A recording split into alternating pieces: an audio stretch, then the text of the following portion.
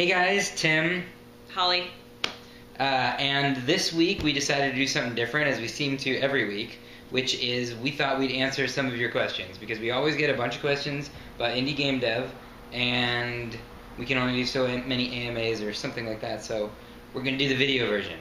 So the first one from Fenrak is, how do you balance time between playing games with making games? And the answer is... We don't. We don't. We don't balance anything. There is zero balance in our life, pretty much. We have a baby, we have a business, and that takes up pretty much all of our time. So usually video game playing is either done between the hours of midnight and 2 o'clock in the morning. By you. By I'm me, sleeping then. while she's sleeping on a glowing screen at night. Or this is why I think for a long time we tended to play console games. Because we still, it's games that we are both participating in, we still do. Right. Because it's... Now with Big Picture, Yeah. with Steam Big Picture, and my new wireless keyboard, which I just got as a present to myself, this cool Logitech one. I was worried the keys would be small, but it's also got a little trackpad. So it's also super light. It feels super like, light. It's like nothing. Yeah, so this will make it so that we're more willing to, instead of me having to hook everything up and have a long wire or whatever. But anyway... yeah, we played a lot of console games, I think, because we were sick of being on the computer and we wanted to lay down on the couch on the TV. And we also play games that tend to be more atmospheric, more story-driven and stuff like that. More cinematic. More likely to be enjoyable for the person not playing. Yeah. Or something that we can switch off with, like Skyrim or something like that. But yeah. Some epic giant RPG that will take us forever. So anyway, so that's kind of the way that we balance it. And it actually bothers me a little bit sometimes because people will be talking about a lot of games, and it's almost like I have to save up, and then on like one day, if I my birthday this week or whatever, I'm just gonna like play a bunch of games just so I can kind of get through them, and that sounds horrible. But just so I can experience a lot of games, because it's really good from a design standpoint. You have to do your homework. Yeah, I have to do my homework. So anyway, so that's that. The second question from Shuriken? Shuriken? I don't know how to pronounce that. I don't know how that's spelled. I know you get this question a lot, but what do you need to do first to get started as an indie dev? What programs will I need? I think the first thing that there's several things. I think it's less about the software programs that you'll need to learn. It's kind of setting up your entire life, preparing for the big change. That sounds like a book on having a kid. Or menopause. Right. But no, I mean, you need to set yourself up financially. You need to have some sort of plan. Like we spent, a few years saving up a lot of money, so that we could basically not make any money for another several years.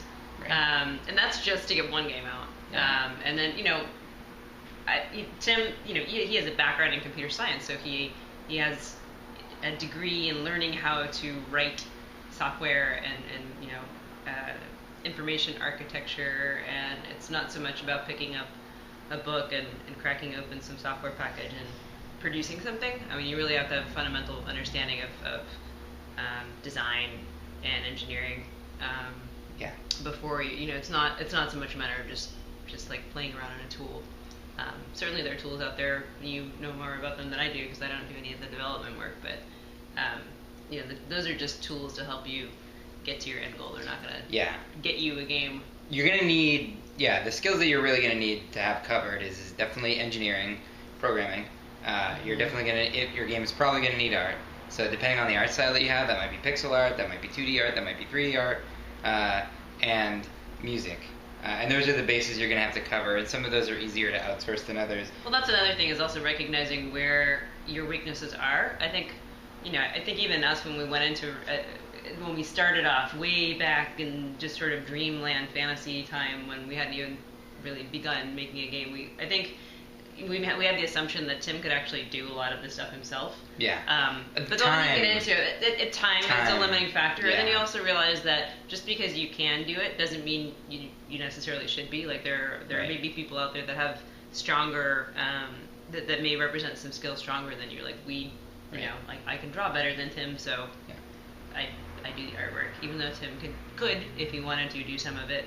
Right. It just didn't make as much sense. Yeah, and even though I had done 3D animation and effects, I hadn't done a lot of 2D animation, and then there's also time, because if I'm doing 2D animation, then I'm not doing design, I'm not doing level design, and if I'm not doing, then I'm not doing programming, I'm not doing biz dev, and I'm not wearing all those other hats. So that was another major one that we realized. I was hoping I wouldn't have to hire as many contractors as I did, but if that's what they do, if they're awesome at that one thing, then they will do it faster than you, hopefully. Well, I think that's,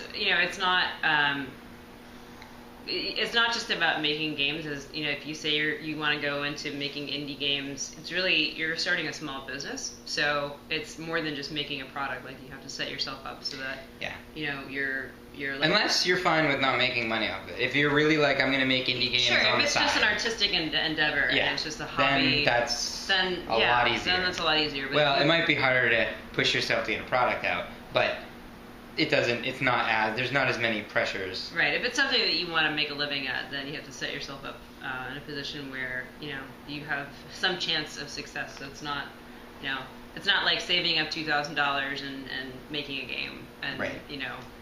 In 5 weeks. Yeah. It's starting a new business. So there's a lot that goes into that. Yeah. And then we didn't realize that when we didn't think about it that way when we started doing it. And I think if we had, our expectations would have been a little bit more realistic, and I feel like it would have been more comfortable.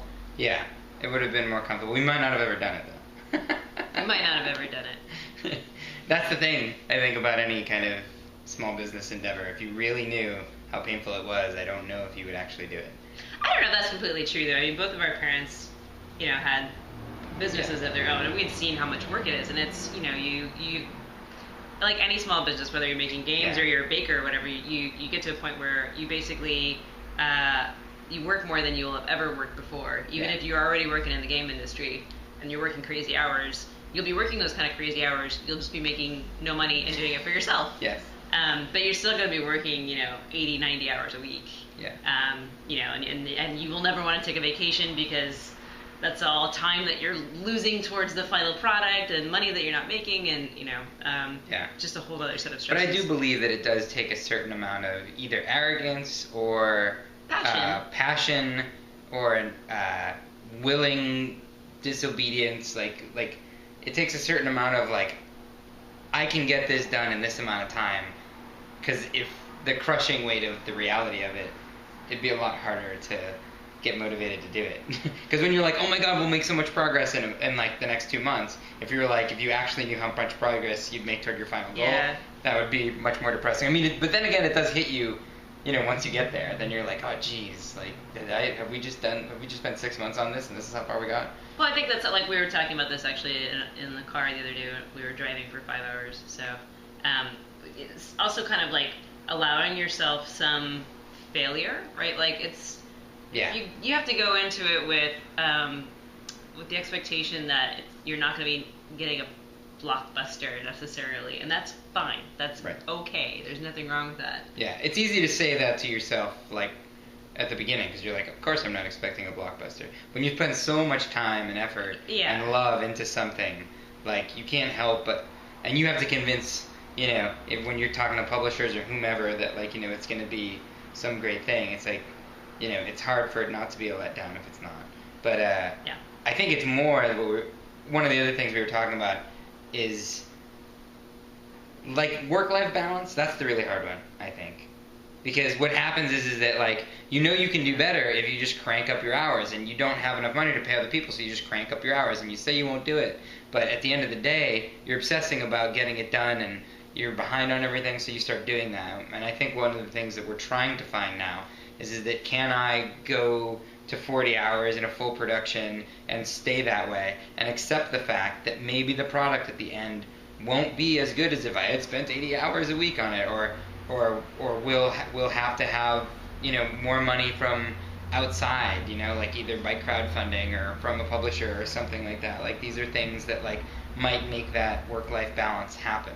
And can I make the work-life balance happen? Because maybe who knows, once it's a passion project, it's just so easy to just chuck so many hours into it.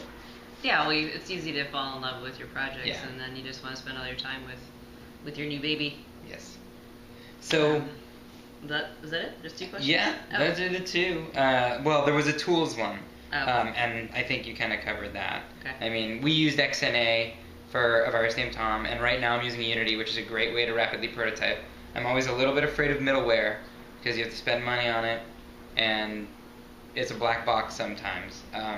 But then the price to be paid when you don't do that is that it might take longer to develop it, and depending on your proficiency with programming, it might make more or less sense to have, some kind of freeware middleware or not.